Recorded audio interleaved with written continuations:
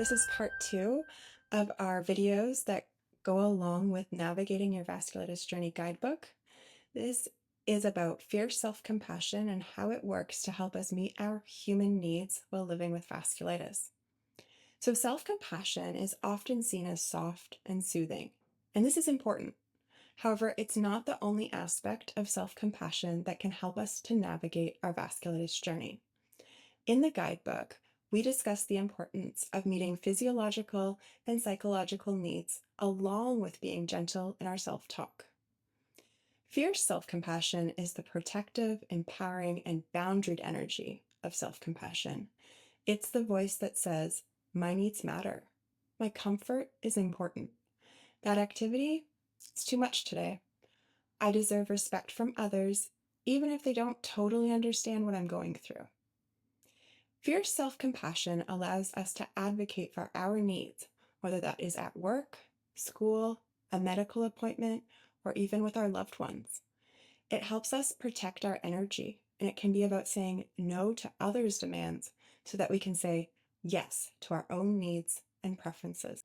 Understanding our window of tolerance can help us to know when to act with fierce self-compassion. So the window of tolerance is a metaphor, a visual, that can help us to better understand our nervous system and its states. The nervous system is like our internal communication process. It allows our different body parts to talk to each other and work together. When we're at ease, that conversation within our bodies is about regular functioning, and it can be more interest-driven. We are able to use complex problem-solving abilities and be creative. We can connect with others and have fun. And this is our zone of regulation or balance. It's like being in the middle. We can cope, connect, and respond flexibly to our environment. We feel grounded and capable, even if things are hard. We can deal with the small stressors and challenges of day-to-day life. However, when we become stressed, our nervous system signals shortcuts for survival. Sometimes these are related to real survival threats. Other times, it's the accumulation of chronic stress that becomes more than we can handle. So check out chapter 3 in the guidebook to learn more about the nervous system. When we're living with a chronic illness like vasculitis, it can be this accumulation of physical stressors, pain, fatigue, and symptoms that leaves us struggling. And it can also be the accumulation of psychological stressors, feeling unheard or misunderstood by friends, family, colleagues, or medical providers, and they all add up. So when these things all add up and go on for a long period of time, it can continually push us, our nervous system, outside the window of tolerance. We can spiral into the fight or flight survival response, being above the window. This is characterized by anxiety and panic. Or being below the window, feeling shut down, numb, or hopeless. Sometimes it can leave people with vasculitis ping-ponging back and forth between hyperarousal above the window and hypoarousal below the window, rarely experiencing a sense of regulation and calm.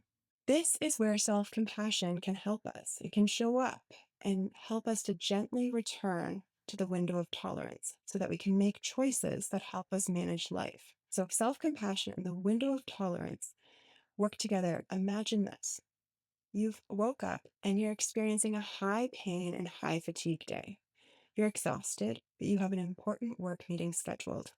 You're supposed to get groceries on the way home, and you're hoping to cook an anti-inflammatory dinner for your family. It all feels like too much.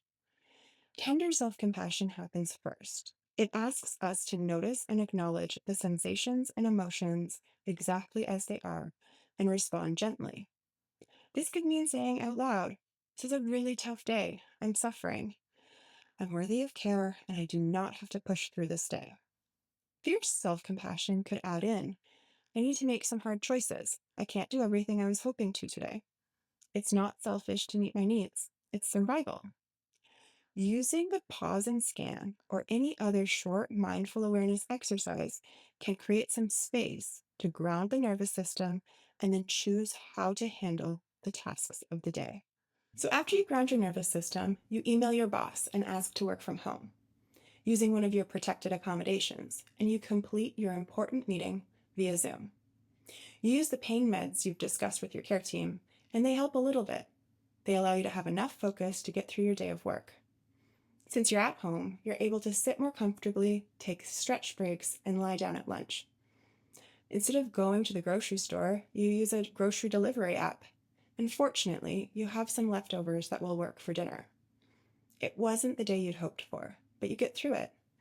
And instead of beating yourself up, feeling hopeless or stuck, and missing out on your meeting completely, which used to cause your anxiety to spiral, or pushing through your day as scheduled and arriving at the end of it with even more pain, you did it differently. You responded with fierce self-compassion. Today, you arrive at bedtime feeling some disappointment, but overall satisfaction. You adjusted and prioritized and got through your day.